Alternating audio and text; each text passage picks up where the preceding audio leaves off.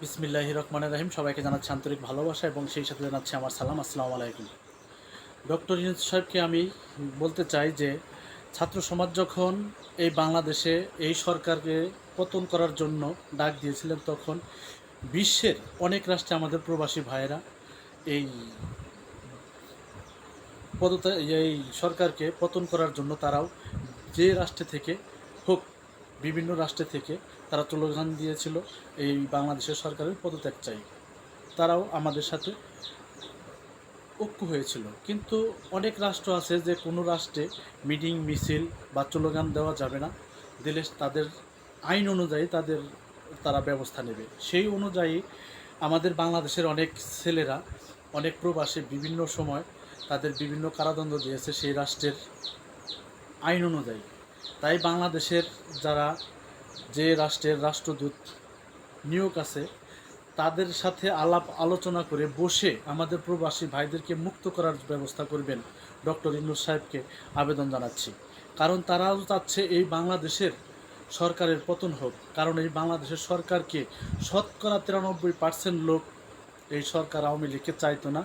তারপর আওয়ামী লীগের পতন করার জন্য অনেক চেষ্টা করেছে, কিন্তু সেই পতন কখনো করতে পারে নাই। কারণ তারা বিভিন্ন সময় বিভিন্ন অজুহাত দেখিয়ে রাস্তাঘাটে নেমেছিল।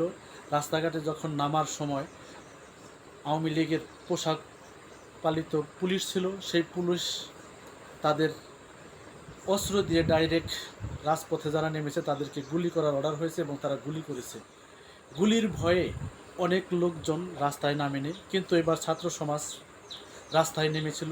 কমপক্ষে 1 থেকে 1500 লোক এই সরকার তাদের বন্দুকের গুলি করে একদম নিহত করেছেন।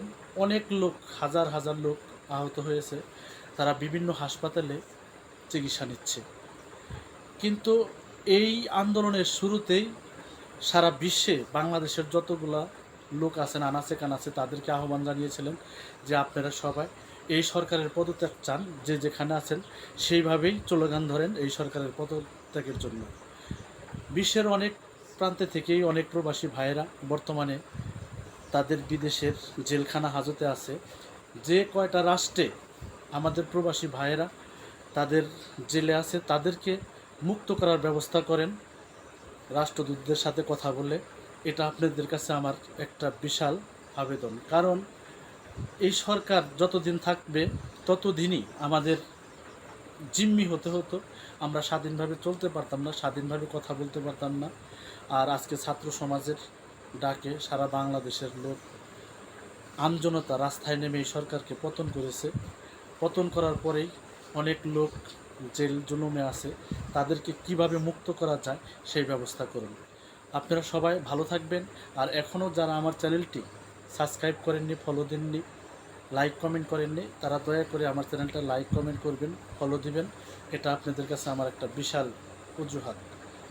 আপনারা আমাকে যেভাবেই হোক আমাকে ফলো দিয়ে উঠাবেন, এটাই আপনাদের কাছে আমার একটা আবেদন। আপনারা ভালো থাকেন। আল্লাহ হাফেজ।